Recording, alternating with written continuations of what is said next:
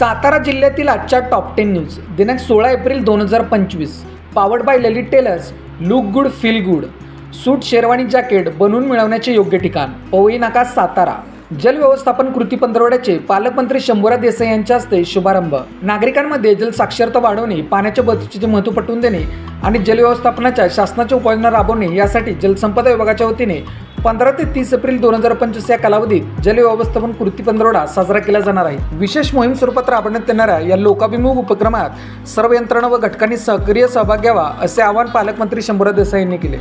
यावेळी त्यांनी कोयना नदीपात्रात जलपूजन करून जल हे तो कल हेचा संदेश दिला. 15 एप्रिल रोजी जल व्यवस्थापन कृती पंधरवड्याचे उद्घाटन करून 30 एप्रिलपर्यंत विविध कार्यक्रम या उपक्रमांतर्गत घेण्यात येणार आहेत. न्यायासाठी जावळी तालुक्यातील एका दाम्पत्याचा जिल्हा न्यायालय परिसरात आत्मदहनाचा इशारा. स्वतःच्या मालकीच्या शेतात बेकायदेशीर रस्ता दुसरा बांधत असताना त्याबाबतची विचारणा केली म्हणून मारहाण करण्यात आली.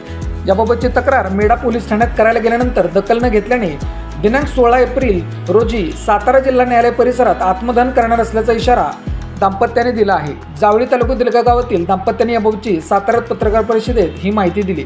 संबंधित कुटुंबियांना गेल्या 4 वर्षापासून त्रास दिला जात आहे. 4 वर्षांपूर्वी 10 ते 15 जणांनी तक्रारदारांचे घर पाडून मुलीचा व महिलेचा विनयभंग केला. त्यावेळीही मेढा पोलीस ठाण्यात तक्रार केल्यानंतर संशयितांवर कारवाई होणे गरजेचे असताना त्यामध्ये न्याय मिळाला नाही. गुन्हा दाखल होण्यासाठी न्यायालयात हेलपाटे मारावे लागले. गेल्या 3 वर्षांपासून तक्रारदार कुटुंबीय पोलीस अधीक्षक कार्यालय, कोल्हापूर आयजी क्षेत्र कार्यालय येथे जाऊन कैफियत मांडत आहे. मात्र तक्रारदारांना न्याय मिळाला नाही असा तक्रार दाम्पत्याने आरोप केला आहे. कारवे तालुका कराड गावात पेयजल योजनेसाठी केलेल्या ब्लास्टिंगचा दगड लागून शेतकऱ्याचा मृत्यू. प्रशासकीय अधिकाऱ्यांसह कॉन्ट्रॅक्टर व कर्मचाऱ्यांवर गुन्हा नोंद. कारवे कोडेली जुन्या रस्त्यावर कारवे तालुका कराडच्या हद्दीतील थडगा नावाच्या शिवारात भूसुरुंग लावताना अधिकारी व ठेकेदारांनी कोणत्याही प्रकारचे नियमांचे पालन न करता तसेच आजूबाजूच्या भागातील लोकांना सूचना न देता व स्फोट करताना सुरक्षा जाळीचा वापर न करता ब्लास्टिंग केल्याने त्यातील झालेला दगड लागून कारवेतील शेतकऱ्याचा मृत्यू झाल्याची घटना शुक्रवारी सायंकाळी 6 वाजण्याच्या सुमारास घडली. दत्तात्रय पांडुरंग बामणे वय 55 राहणार कारवे तालुका कराड असे दगड लागून मयत झालेल्या शेतकऱ्याचे नाव आहे. या प्रकरणी deputy engineer Shirsat, contractor SN Ingawale व कर्मचारी अशी गुन्हा नोंद झालेल्यांची नावे आहेत. मसवडला बंदूकचा धाक दाखवून डॉक्टरच्या घरी चोरी, 3 लाख रुपये आणि दागिने लंपास. मसवड येथील सातारा पंढरपूर महामार्गावरील शेजारील हॉस्पिटलजवळ असलेल्या डॉक्टर नरेंद्र पिसे यांच्या शोध बंगल्यावर भर दुपारी बंदूकचा धाक दाखवून अज्ञात चोरट्याने सुमारे 3 लाख रुपये व दागिने चोरून नेल्याची घटना घडल्याने शहरात नागरिकांमध्ये भीतीचे वातावरण निर्माण झाले आहे. घटनास्थळावरून मिळालेली माहिती अशी: म्हसवड शहरातील नामांकित डॉक्टर नरेंद्र पिसे यांचा डॉक्टर खरात हॉस्पिटल शेजारी शोध नावाचा बंगला आहे. डॉक्टर नरेंद्र पिसे आणि त्यांचा डॉक्टर मुलगा हे दोघेही दवाखान्यात होते. घरी त्यांच्या सुनबाई होत्या. दुपारच्या वेळी घरात कोणीही गडबड होत असल्याचे चावू लागल्यामुळे त्यांनी त्यांचे पती फोन करून तुम्ही घरी आलात का असं विचारलं असता मी दवाखान्यात असे सांगितल्यानंतर त्यांनी तातडीने खोली जाऊन पाहिले असता चोरटे चोरी करत होते.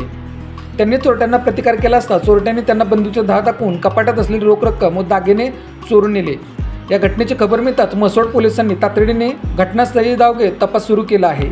चित्रीकरण रोखण्याचा प्रयत्न केल्याने महाबळेश्वरमध्ये शिवसैनिक संतप्त. महाबळेश्वर येथील पोलो ग्राउंडवर छत्रपती शिवाजी महाराज यांच्या जीवनावर सुरू असलेल्या चित्रपटाचे चित्रीकरण रोखण्याचा प्रयत्न केल्याबद्दल शिवसेना उद्धव बाळासाहेब ठाकरे गटाने संतप्त होत स्थानिकांच्या रोजगाराच्या आड येणाऱ्यांना चांगली समज दिली. महाबळेश्वरमधील पोलो ग्राउंडवर तसेच परिसरात सध्या चित्रीकरणाचे काम सुरू आहे. त्यामुळे स्थानिक बेरोजगार तरुणांना रोजगाराची संधी उपलब्ध होत आहे. महाबळेश्वरची प्रसिद्धी होऊन पर्यटकांची संख्याही वाढते आहे. परिणामी महाबळेश्वरमधील व्यापारी व्यावसायिकांचा फायदा होतो.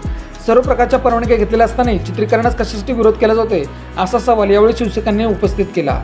सुरवडी तालुका फलटण येथे फिल्मस्टाईल पाठलाग करून 10 किलो गांजा जप्त. कारवाईत पोलीस उपनिरीक्षक जखमी. गांजाची वाहतूक करणाऱ्या वाहनाला अडवण्याचा प्रयत्न करणाऱ्या एका पोलीस उपनिरीक्षक वाहनाने फिल्मस्टाईल फरफडत नेऊन जखमी केले. ही घटना मंगळवारी सकाळी सुरवडी तालुका फलटण गावच्या हद्दीत घडली. जखमी अवस्थेतही वाहनाला न सोडता मुद्देमालासह आरोपीला ताब्यात घेणारे पोलीस उपनिरीक्षक गोमाळ बन्ने यांच्या धाडसाचे जिल्हा पोलीस अधीक्षक समीर शेख यांनी कौतुक केले. फलटण परिसरात 2 चेन स्नॅचिंगच्या घटना. फलटण येथील गिरवी नाका ते सादवाडी रस्त्यावर एका महिलेच्या गळ्यातील 60,000 रुपये किमतीचे सोन्याचे मिनी कंटन मोटारसायकलवरून आलेल्या दोघांनी हिसकवल्याची घटना सोमवारी घडली. दुसऱ्या घटनेत लक्ष्मीनगर येथे बारोबाग परिसरात एक महिला बंगल्याचे फाटक उडत असताना मोटारसायकलवरून आलेल्या दोघांनी तिच्या गळ्यातील 54,000 रुपये किमतीचे मिनी कंटन हिसकावून पोबारा केला. उंबरज येथे अचानक पेट घेतल्याने दुचाकी जाळाली. उंबरज तालुका कराड येथील पाटण तिकाटणा येथे चालत्या मोटारसायकलने अचानक पेट घेतल्याने आगीच्या भीतीने मोटारसायकलस्वारांनी मोटारसायकल सोडून पळ काढला. यावेळी उपस्थित नागरिकांनी तसेच सातारा येथील संदीप फायर सर्व्हिसने फायर सिलेंडरच्या साहाय्याने मोटारसायकल लागलेली आग विझवण्याचा प्रयत्न केला. मात्र मोटारसायकल जळून खाक झाली. सुदैवाने कोणतीही जीवितहानी झाली नाही. सोमवार दिनांक 14 एप्रिल रोजी दुपारी 2:30 वाजण्याच्या सुमारास ही घटना घडली। कोरेगाव येथे आईस्क्रीम वाहतुकीचा कंटेनर तिळगंगा नदीत कोसळला। कोरेगाव शहरातील दत्तनगर उपनगरामध्ये सोमवारी पहाटेच्या सुमारास आईस्क्रीम वाहतूक करणारा कंटेनरचा चालक रिव्हर्स घेत असताना स्टेअरिंगवरील नियंत्रण सुटल्याने तो थेट तिळगंगा नदीत जाऊन कोसळला। यावेळी या कंटेनरची 2 वाहनांना धडक बसल्याने मोठे नुकसान झाले। आईस्क्रीम कंपनीच्या वतीने सोमवारी सायंकाळी 6 वाजण्याच्या सुमारास महाकाय क्रेनच्या सहाय्याने अपघातग्रस्त कंटेनर नदी पात्रातून बाहेर काढण्यात आला। महाबळेश्वरच्या डोंगर दऱ्यांमध्ये वनव्यांचे तांडव। जगप्रसिद्ध पर्यटन स्थळ तसेच जैवविविधतेचा वारसा लागलेल्या महाबळेश्वरच्या निसर्गाला काही निम्नसंतोषी लोकांची नजर लागली आहे। स्वतःच्या किरकोळ स्वार्थापायी डोंगर आगीच्या विक्यात झोकून दिले जात आहेत। यामध्ये नैसर्गिक साधन संपत्तीचे अतोनात नुकसान होत असून याची थोडेही भान या बिघ्नसंतोषी लोकांना राहत नाही। या डोंगरांना लागलेल्या आगीवर नियंत्रण मिळवताना वन विभाग कर्मचारी व निसर्गप्रेमींची धांदल उडत आहे। अशाच बातम्यांसाठी जिल्हा सातारा या यूट्यूब चॅनेलला सबस्क्राईब करा। व्हिडिओ आवडल्यास व्हिडिओ लाईक करा, व्हिडिओवर कमेंट करा आणि व्हिडिओ जास्तीत जास्त लोकांपर्यंत शेअर करा।